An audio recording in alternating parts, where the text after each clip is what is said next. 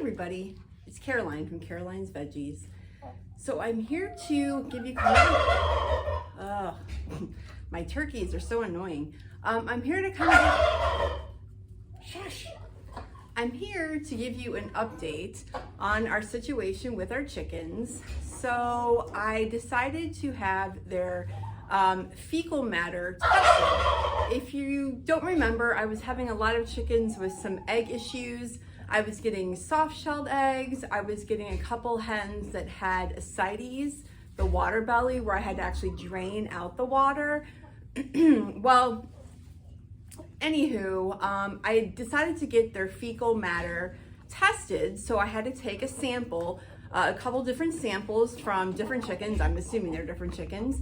And I gave it to a friend of mine who works at a veterinarian office, and she manages it. So she also is a chicken breeder. Her name's Carrie, and she was able to look under the microscope and discovered that unfortunately my chickens had 3 issues going on.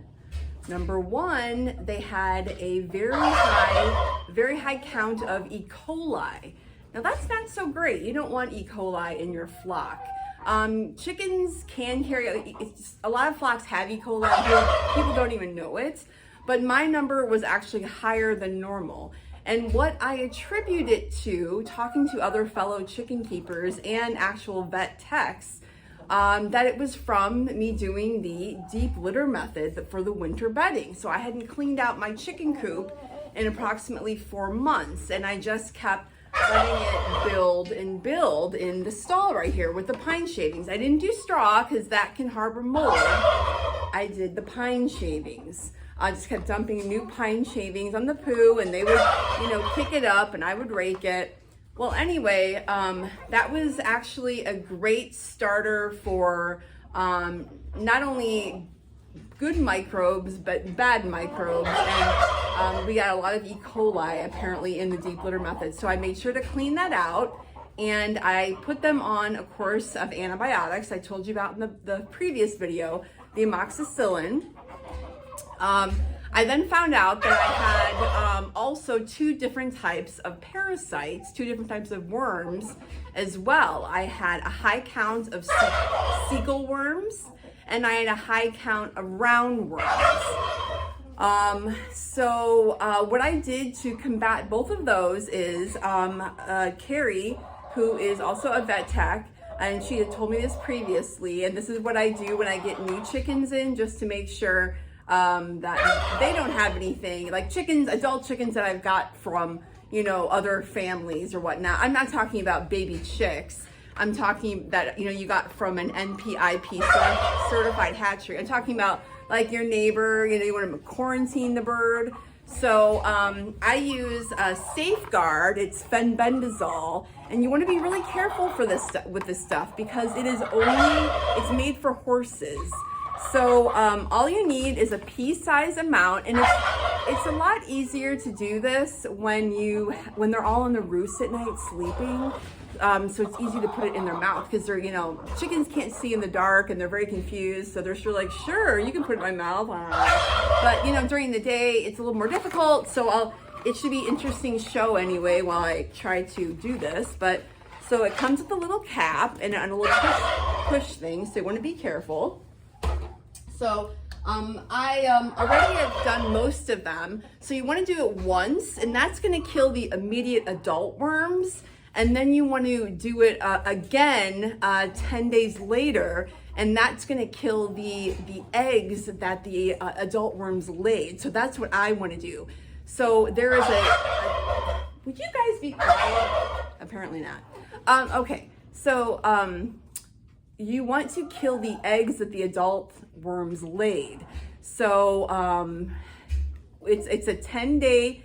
So you give them the initial wormer, and you wait an additional 10 days, and then you're going to worm them again with a pea-sized amount. I would probably do a little bit less for a bantam, and that will kill the eggs. And then you have to wait an additional 10 days before you can eat their eggs. So you don't want to eat their eggs while they're on wormer, while this is in their body. That's a big no-no, because then you're going to be eating the wormer, and you don't want to do that. Same with antibiotics. Don't eat eggs while the birds are on antibiotics. So I'm going to try and show you how to do it. It's not going to be pretty, but hopefully it'll be effective. So let me grab a chicken that I have not done yet. Oh, look, my first little victim has arrived. It'll be Barney. Here, Barney. Or not. All right, so that's not gonna work. Which one have I done? Oh, I haven't done Georgie. Come here, Georgie. Aha! All right, Georgie, let's show the camera how it's done. Okay, so the easiest way that I've found to do it is I'm actually going to prop my leg up on something. So I'm gonna grab this because it's kind of easier to do it like that. So I'm gonna grab her, I'm gonna put her on my thigh. I got the cap off. I'm gonna go like this, and I'm gonna open her mouth. It's easier to do it if you have someone to help you. All right, come on, don't look at me. Look at the camera. Ready? Here we go. There we go. Ta-da! I hope you saw that, and I hope my arm wasn't blocking. But you can see she has some in her mouth, and I'm sure she's enjoying it. It tastes like, I'm sure, frozen yogurt. All right, run free. Let's see, who else haven't I done? I still have to do Betsy. Here, Betsy. I'll show one more time so you can see. So this is Betsy. She was one of the chickens I was having problems with. So come to find out, not only did they have worms in the E. coli, but I'm finding out now, sorry, I'll get away from the camera. You probably don't want to see me so close. Yeah, I had to put makeup on today. I looked pretty scary. I just got my second COVID vaccine. And man, I'm telling you, I was out for the count. This vaccine was just really knocked my socks off. I got the vaccine on Friday afternoon. So guys, if you get the COVID vaccine, if you decide you want to do it, I'm glad I did it. But if you decide you're going to do it, make sure you do it on a day, and the following days you don't have to go to work. It affects everybody differently, but like my father, he didn't get sick at all. But I got really ill. I got 102.1 fever. I had the chills really bad, whereas 2 nights ago, I was freezing. I had on like 5 blankets, sweatpants over my sweatpants over my shorts, and I had a t-shirt on and a sweatshirt on that, and it was just really bad. And then I had some chicken broth with some noodles in it, and I had heated it up in the microwave, and because I was so warm when I ate it, I had to literally put ice packs on my hands and on my forehead. I was just burning up. It was awful. I was in bed for 2 days.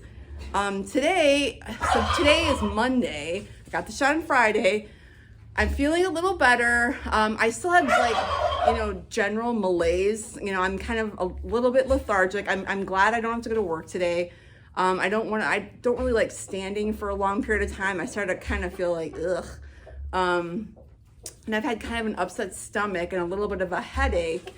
But talking to some people, like the nausea feeling, for some lasted a week, but I don't have a fever today. I took my temperature. I was like 96.8 or something. And I'm like, oh gosh, I've also never been that low, but who knows? Maybe, I don't know. Maybe I'm turning into an ice cube now. I have no idea.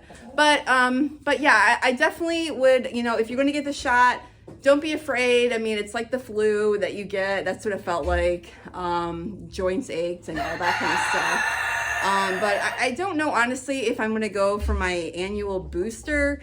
I mean, I got so sick. I don't really, relish getting this once a year. I mean, I've gotten the flu shot a couple times and I never got this sick. So I don't know if I'm going to do that. But I do feel like, I feel better now. Like I'm helping the community, to get over this, and we can move forward now, and I can see my friends and not feel like I'm going to kill somebody, or I can still carry it, but it seems like all of my friends, most of them have gotten the vaccine, or they're not too worried about it if they haven't.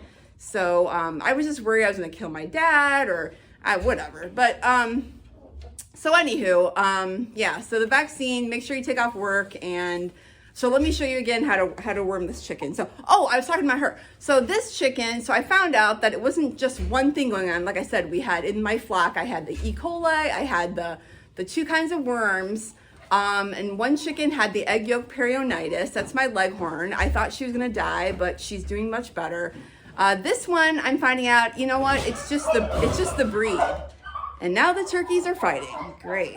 Well, anyway, it's just the breed. They're heavy layers, golden comets, so they start having problems by, you know, age 3, and that's just how it is. So unfortunately, with any of those chicken breeds that are really heavy production layers, you're just gonna start having problems with them, you know, egg laying problems. I'm getting thinner shelled eggs, I'm getting weird eggs, I'm getting no eggs, and you know, runs the gamut. So I just want to show you one more time what it's like to worm a chicken. So let's try this. Hopefully it will go okay. Hey, come on, girl. All right. So again, so you're gonna take it like this. You're gonna hold the chicken's mouth open if you can. Again, it's easier to do with 2 people. Can you see me? And go. And there you go. And there's her dose of medicine. All right. So I hope you guys learned something. I'm not a vet. I just pretend to be one on TV. No, I'm just kidding. But you can get all this stuff. Actually, I just work at Tractor Supply. So you can get all this stuff. Sorry, I thought she pooped on me. You can get all this stuff at Tractor Supply. Safeguard, fenbendazole, pea-size amount for chickens. Really be careful with this stuff. All the other medicines and antibiotics you can also get at Tractor Supply, which is where I work. See, Tractor Supply. It's a great place. It's a fun store. It's great. I love it. Best job I ever had. So I hope you guys learned something today, and I hope you guys are staying healthy out there. And let's hear it for a great spring and great summer, okay? All right, everybody, take care. God bless.